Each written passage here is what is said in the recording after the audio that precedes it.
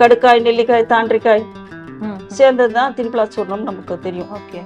So இந்த திரிபலா சூர்ணத்தை ரெகுலராக சாப்பிட்றவங்களுக்கு உங்களுக்கு வாதப்பித்த கபப்பிணிகள்லாம் போகுதுன்னு புக்கில் போட்டிருக்கு. நாடி முப்பினி வாதப்பித்த கபம்னாவே தோஷம் தான் சொல்கிறாங்க. தோஷம் மருத்துவர்கள் கணிச்சு முடிச்ச உடனேயே கையை வந்து மண்ணில் கழுவுவாங்க, தண்ணியில் கழுவாட்டி ஓகே மண்ணில் அப்படி கையை வந்து கழுவி சோத்துல வந்து 10 தடவை தட்டுவாங்களாம். புக்கில் இருக்கு மேடம்.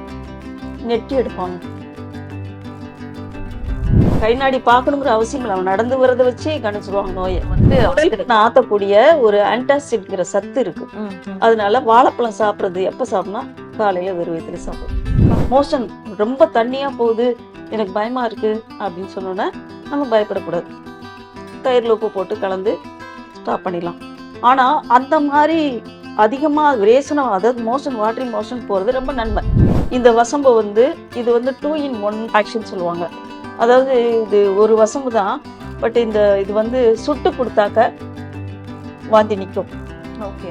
சுடாமல் கொடுத்தா இன்ஃபாக்ஷன் மாதிரி இருக்கவங்களுக்கு பச்சையா அரைச்சி கொடுக்கணுமா? உரசி கொடுத்தா போதும், அரைச்சி கொடுக்க கூடாது. உரசி தண்ணியில சுடுதண்ணில நாக்குல வச்சு விட்டா போதும். உள்ள இருக்கெல்லாம் கொம்பட்டிக்கிட்டு வெளியே வந்துடும்.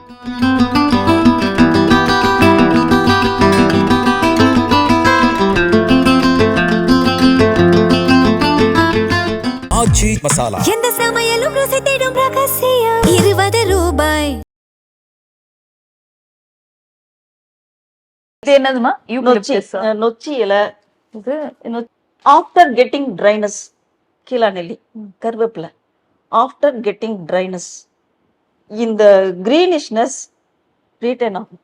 பச்சை கலர் அப்படியே மெயின்டைன் ஆகும். இது காய்ந்தாலும் இதனுடைய பச்சை அப்படியே இருக்கும். நிலவேம்புலையும் அதே பச்சை ரீட்டைன் ஆகிக்கிட்டே இருக்கும். ஸோ அந்த மாதிரி மூலிகை தான் காயக்கல்பம். ஓகே. இது அதில் வந்து ரிச்சஸ்ட் குளோரோஃபில் ஆல்சோ. ஸோ அந்த குளோரோஃபில் வந்து நம்ம இயற்கையாக நம்ம பயன்படுத்தும் போது நோய் எதிர்ப்பு சக்தி, அதாவது டிஃபென்ஸ் மெக்கானிசம் பண்ணக்கூடியதும், இம்யூனோ மாடுலேட்டர் ஆல்சோ. நோயை வந்து அதாவது எதிர்க்கக்கூடிய சக்தி நம்ம உடம்புல இயற்கையாகவே வந்துடும். எப்பவுமே வந்து இந்த பச்சையா இருக்கிறத வந்து நம்ம பயன்படுத்தும் போது இந்த பசுமை தன்மை வந்து உங்களுக்கு உடம்புல வந்து பச்சை அயமா மாறுது. இம்யூனோ மாடுலேட்டர், சரிங்களா? நோய் எதிர்ப்பு சக்தியை கூட்டக்கூடியது. அதனாலதான் நம்ம வந்து மருந்தா அரைச்சி சாப்பிட்றது ஒண்ணு, இப்ப சூரணமா தர்றாங்க, பசுமா தர்றாங்க. இந்த காயக்கல்பம் லேகியமாவே இருக்கா? காயக்கல்பம்ங்கிறது அது ஒரு definition madam, adaptation. we can live long life without disease. அப்படிங்கும்போது நிறைய மருந்து இருக்குல்ல. நிலவேம்பு குடிநீர் இருக்கு, நிலவேம்பு இது குன்மக்குடூரி மெழுகு இருக்கு, ரசகந்தி மெழுகு. இப்ப ரசகந்தி மெழுகுங்கிறது வந்து மெர்க்குரி ப்ரிப்ரேஷன். ரசகந்தி மெழுகு கந்தகம் மெர்க்குரியும், அதாவது பாதரசம் பிளஸ் கந்தகம். ஸோ பாதரசத்தை வந்து நாங்கள் ஆண் சரக்குன்னு சொல்லுவோம், கந்தகத்தை பெண் சரக்குன்னு சொல்லுவோம். ஸோ ரெண்டையும் உறவாடி அது பாதரசம் ஓடக்கூடியது. இந்த போன தடவை உங்கள்கிட்ட சொன்னேன், இந்த கந்தகத்தை உறவாடினோன்னா அது நின்றும்.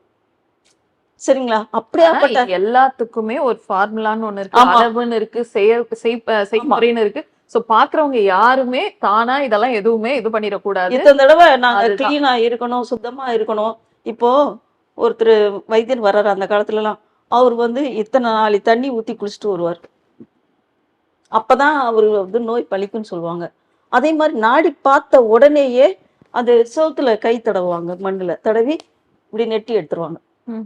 சோ அந்த தோஷம், இப்போ நாடி முப்பினி வாதப்பித்த கபம்னாவே தோஷம் தான் சொல்றாங்க. தோஷம் தோஷம் தான் சொல்லுவோம். சோ அந்த தோஷம் அதுல இருக்கு, தோஷமும் அதுல இருக்கு, அதான கண்டுபிடிக்கிறோம். அந்த தோஷத்தை மருத்துவர்கள் கணிச்சு முடிச்ச உடனேயே கையை வந்து மண்ணுல கழுவுவாங்க, தண்ணியில கழுவாட்டி ஓகே மண்ணுல அப்படி கையை வந்து கழுவி சோத்துல வந்து 10 தடவை தட்டுவாங்களாம். புக்குல இருக்கு மேடம். நெட்டி எடுப்பாங்க, எடுத்த உடனே அது போயிடுமா. அப்படிலாம் இருக்கு மேடம். எனக்கு ஒன்றும் தெரியாது, புக்ல இருக்கு. சித்த மருத்துவம் சுருக்கம்ங்கிற ஒரு புத்தகத்துல பேசிக் பிலாசபி. ஸோ சித்தர்கள் அந்த காலத்துல அப்படி வரும்போதே, நோயாளி அப்படி வரும்போதே அவங்க கண்டுபிடிச்சிருவாங்களாம். அதாவது அவங்க வந்து வேலையில் வருவான், ரொம்ப இதா இருக்காங்க, சீரியஸா இருக்காங்க, வந்து பாருங்க அப்படின்னு. அவன் வரும்போதே கண்டுபிடிச்சிருவாங்களாம் அது தேரும் தேராதுன்னு. தலையை சொரிஞ்சிட்டு இப்படி நிப்பானா, கூப்பிட வரவன் வைத்தியரை, அவனை போக சொல்லிடு அவ்வளவுதான் அப்படின்ட்டு வாங்கலாம். அதே மாதிரி திசைன்னு ஒண்ணு இருக்கு, அந்த திசையை பார்த்து நிப்பானா, கூப்பிட வரவன் அந்த திசை எந்த திசையில நிக்கிறாங்களோ அதை வச்சு அதை வச்சு சொல்லிடுவாங்க அவங்க வைத்தியர்கள். கை நாடி பார்க்கணுங்கிற அவசியம் இல்லை, அவன் நடந்து வரதை வச்சு கணிச்சிருவாங்க நோயை. எனக்கு தெரிஞ்சு நான் படிக்கும்போது ஒரு டாக்டர் அப்படிலாம் கண்டுபிடிப்பார். அதே மாதிரி உங்களுக்கு இந்த வாதப்பித்த கபம் அப்படின்னு நம்ம எடுத்துட்டோம்னாவே அதான் உங்களுக்கு அந்த காலங்கள் வாத தேகி பித்த தேகி. அதே மாதிரி இரவுல வாதம் பித்தம் இந்த நேரத்தில் நான் சொல்லிட்டேன். அதே மாதிரி வாதாதி உணவுகள், பித்தாதி உணவுகள், கபம் உள்ள உணவுகள். இப்போ நான் வாழைப்பழம் சொன்னேன், இந்த கபம் அதிகமாக இருக்குன்னு சொல்லிட்டு அவாய்ட் பண்ணக்கூடாதுன்னு சொல்கிறேன். ஓகே. அவாய்ட் பண்ணும்போது நமக்கு அதில் கிடைக்கக்கூடிய மினரல்ஸ், வைட்டமின்ஸ் இதெல்லாம் நம்ம லாஸ் பண்ணிடும்.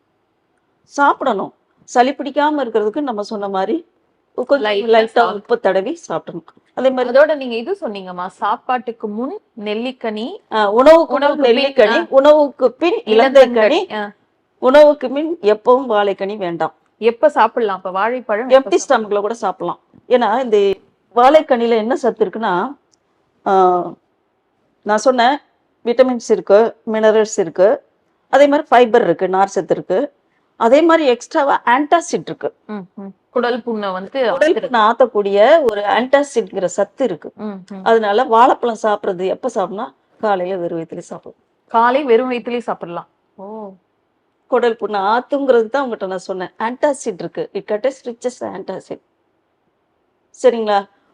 சிதறல் சொல்லிட்டாங்க, உணவுக்கு முன் நெல்லிக்கனி, உணவுக்கு பின் இலந்தைக்கனி, எப்பவும் வேண்டாம் வாழைக்கனி. சரிங்களா? அப்படி இருக்கிறச்சு நம்ம எந்த டைம்ல எல்லாம் சாப்பிடணும் அப்படி வயிறு இந்த stomach should be empty. Banana சாப்பிடலாம். ஆனா சிலர் வந்து அது மாதிரி எம்டி ஸ்டமக்ல பனானா எல்லாம் சாப்பிடும்போது டக்குன்னு சுகர் ஏறும் எல்லாம் சொல்றாங்களா, அது உண்மையாமா? அப்படிலாம் அதுக்குதான் நான் வந்து முறிக்கிறதுக்கு லைட்டா உப்பு தடவி அப்படி ஒரு டவுட் இருந்தா, மற்றபடி இல்லாதவங்க தாராளமா சாப்பிடலாம். இந்த கடுக்காய் வந்து தாயை விட சிறந்ததுன்னு சொல்றாங்க. தாய் வந்து சோறு மட்டும்தான் ஊட்டுவா. அந்த சாப்பாட்டை வந்து செரிமானம் பண்ணக்கூடியது. செரிமானம் பண்ணி அந்த சாரமா மாறி ரத்தமா மாறுது பாத்தீங்களா, அதுக்கு இது உபயோகப்படுது கடுக்காய். துவர்ப்பு சக்தி இருக்கு பாத்தீங்களா, அந்த வில்லேஜ்ல எல்லாம் இது அப்சார்ப்ஷன் நடக்கும். சோ அந்த சாப்பாட்டுல இருக்க சத்தை வந்து ரத்தமா மாத்தக்கூடியது. அடுத்து வந்து இது தாண்டிக்காய்னுவாங்க. தாண்டிக்காய் இது வந்து முகப்பொலிவை உற்பத்தி பண்ணும். தாண்டிக்காய் இது வந்து கடுக்காய், நெல்லிக்காய், தாண்டிக்காய் சேர்ந்ததுதான் திரிபலா சூர்ணம் நமக்கு தெரியும். ஸோ இந்த திரிபலா சூர்ணத்தை ரெகுலரா சாப்பிட்றவங்களுக்கு உங்களுக்கு வாதப்பித்த கபப்பிணிகள்லாம் போகுதுன்னு புக்கில் போட்டிருக்கு. அதை முறைப்படி சாப்பிடணும். இதான் துவர்ப்பு சத்தா டாமினேஷனாக இருக்கும். மேக்சிமம் வந்து ஈவினிங் டைம்ல சாப்பிட்றது நல்லது. ஈவினிங் டைம்ல காலையில் இஞ்சி, கடும்பல் சுக்கு, மாலையில் கடுக்காய், ஒரு மாதம் முன்ன கோலை ஊன்றி நடப்பவனும் கோலை தூக்கி எறிந்து விட்டு குமரனை போல் நடப்பானே. பிரேஷனத்தால் வாதம் தாளும், பிரேஷனத்தால் வாதம் தாளும், வமனத்தால் பித்தம் தாளும், அஞ்சனத்தால் கவம் தாளும் அப்படின்னு சித்தர்கள் வச்சிருக்காங்க. நீங்க நினைக்கலாம் என்னடா விரேசனம்னா என்னன்னு நினைக்கலாம். விரேசனம்னா உங்களுக்கு ஒருத்தவங்க ரொம்ப தண்ணி வாட்டர் மோஷனா போகுது, விரேசனம் மோஷன் ரொம்ப தண்ணியா போகுது, எனக்கு பயமா இருக்கு அப்படின்னு சொன்னோன்னா நம்ம பயப்படக்கூடாது. தயிர்ல உப்பு போட்டு கலந்து ஸ்டாப் பண்ணிடலாம். ஆனா அந்த மாதிரி அதிகமா விரேசனம், அதாவது மோஷன் வாட்டரி மோஷன் போறது ரொம்ப நன்மை. குடல்ல இருக்க கழிவுகள் நல்லா போகுது, அந்த கேஸ் மாதிரி நீர்க்குமிழ் மாதிரி இருக்கும், அது எல்லாம் உடைச்சு வெளியே போகுது. சோ வாதம் தாளும் புக்ல இருக்கு. விரேசனத்தால் வாதம் தாளும், வாத நோய் முட்டி வலி குறையுது, முட்டி வலி குறையுது, கேஸ் ட்ரபிள் சரியாகுது, எப்ப பார்த்தாலும் நீ ஏப்ப விட்டுட்டே இருப்பாங்க, அதெல்லாம் குறைஞ்சிடும். அடுத்து வமனத்தால் பித்தம் தாளும். வமனம்னா வாமிட்டிங். அந்த வாமிட்டிங் வந்து எப்படின்னு கேட்டீங்கன்னா ரீகர்ஜிடேஷன் ஆகிட்டே இருக்கும், நெஞ்சு எரிச்சல் இருந்துகிட்டே இருக்கும். சில பேருக்கு எது சாப்பிட்டாலும் எரியும், கொஞ்சம் சாப்பிட்டா கூட வயிறு நிறைஞ்ச மாதிரி இருக்கும். ஸோ அந்த மாதிரி உள்ளவங்களுக்கு வசம்புன்னு சொல்லுவாங்க. இந்த வசம்பு வந்து இது வந்து 2 in 1 ஆக்ஷன் சொல்லுவாங்க. அதாவது இது ஒரு வசம்பு தான், பட் இது வந்து சுட்டு கொடுத்தாக்க வாந்தி நிற்கும். சுடாமல் கொடுத்தா இப்போ நம்ம வந்து வெளியே சாப்பிட்டு ஏதோ ஒரு சாப்பிட்டது எனக்கு ஒரு நெஞ்சுக்குள்ளேயே இருக்கு, அடைக்கிற மாதிரி இருக்கு, ஃபுட் பாய்சன் மாதிரி எடுத்துக்கலாம். ஃபுட் பாய்சன் மாதிரி இருக்கவங்களுக்கு பச்சையா அரைச்சு கொடுக்கணுமா? உரசி கொடுத்தா போதும். Okay. அரைச்சு கொடுக்க கூடாது. உரசி. உரசி தண்ணியில சுடுதண்ணில நாக்குல வச்சு விட்டா போதும். உள்ள இருக்கெல்லாம் கொம்பட்டிக்கிட்டு வெளியே வந்துரும். லைட்டா. லைட்டா. ஆனா இது இந்த வசம்பு எடுத்து நாக்குல தடவுன்றாங்களே, அது சில நேரம் சிலர் திட்டும் போது கூட சொல்லுவாங்கல்ல, வசம்பு எடுத்து வாயில தேன், அது ஏமா? அதாவது பேச்சை குறைக்கிறதுக்காக. ரொம்ப நாக்குல தடவியாச்சுன்னா திக்குவாய் வரும்னு சொல்லுவாங்க. ஓ. குழந்தைகளுக்கு அந்த குளிச்சு முடிச்ச உடனே அந்த சாதிக்காய் மாசிக்காய் இந்த இதெல்லாம் வசம்பு இதெல்லாம் வந்து உரசி ஊற்றுவாங்க.